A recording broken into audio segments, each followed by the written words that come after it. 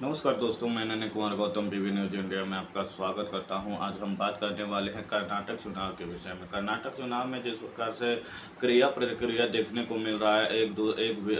BJP और कांग्रेस में एक संवादिक रणभूमि क्रिएट की जा रही है और संवादिक विचारों से और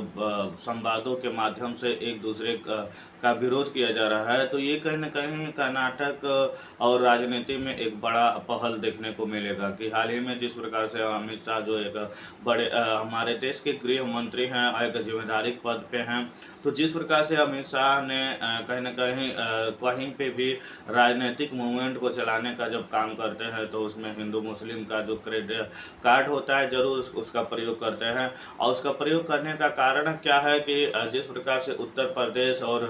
तमाम ऐसे जो राज्य हैं जो हिंदुवादी लोगों का गढ़ माना जाता है और हिंदुवादी विचारधारा पे उनको विश्वास होता है, तो उसी तरह ये हर जगह पे मतलब क्या कहते हैं हिंदू मुस्लिम वाला कार्ड खेलने का काम करते हैं और हिंदू मुस्लिम पे काम करते हैं और उनका जो भी बातें की जाती है कि मुस्लिमों को क्या कहते हैं आरक्षण नहीं देंगे, मुस्लिमों को ये करेंगे, तमाम ऐसे जो वादे वादे किया जाता है, मुस्लिमों को बाहर भगाने की भी बात की जाती है, मुस्लिमों के हक और अधिकार छीनने की भी बात की जाती है। तो ऐसा बीजेपी के द्वारा की जाती है, लेकिन सत्ता में आ जाने के बाद कोई ऐसा चीज़ ठोस चीज़ नहीं दिखाई देती है। बशर्ते ये सारे चीज़ जितने भी चीज़ें होती हैं वो कहीं ना कहीं राजनीतिक स्टंट के रूप में देखा जाता है। तो हाल ही में अमित शाह ने तमिलनाडु में होने वाले चुनाव में बहुत बड़ा भाषण दिया है। भाषण देने में उन्होंने कहा है कि भाषण में उन्होंने कहा है कि अगर हमारी सरकार थी तो हम लोगों ने क्या किया था कि मुस्लिम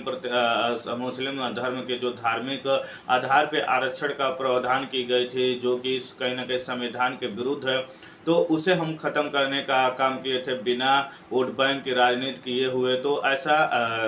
माननीय गृह मंत्री अर्थात अमित शाह ने कहा, वहाँ पे भाषण किया और कहा कि अगर सोचिए कि कांग्रेस इस बार सरकार में आ जाती है या सत्ता में आ जाती है तो कहीं ना कहीं एक बहुत बड़ा दंगा होगा और परिवारवाद होगा। तमाम ऐसे जो बुराइयां हैं वो कहीं ना कहीं कांग्रेस के माध्यम से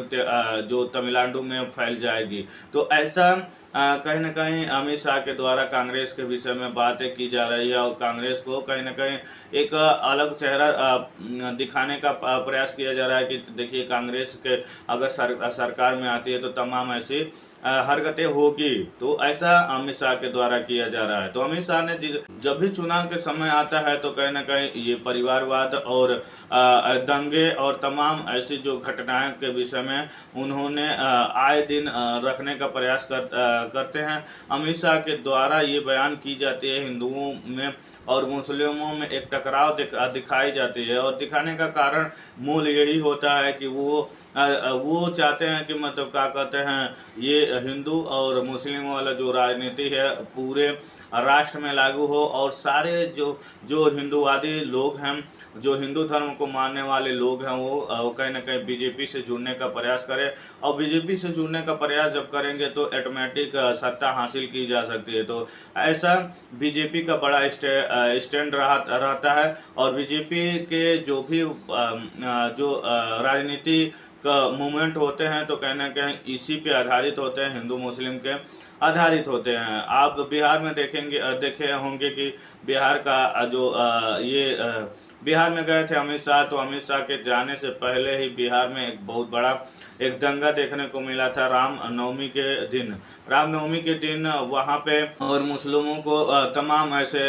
स्लोगन से उन्हें संबोधित किया गया था और तमाम एक बड़ा घटना देखने को मिले था। वहीं नहीं, गुजरात में भी ऐसा देखने को मिला था, शायद महाराष्ट्र में भी देखने को मिला था और कोलकाता में जो ममता बनर्जी का जो राज्य है वहाँ के मुख्यमंत्री हैं, तो उनके भी यहाँ ऐसा देखने को मिला था। तो कहीं ना कहीं बीजेपी जब भी राजनीति करती है तो हिंदू मुस्लिम का एक बहुत बड़ा ये कार्ड खेलती है, बहुत बड़ा उसे कहीं ना कहीं हिंदू और धार्मिक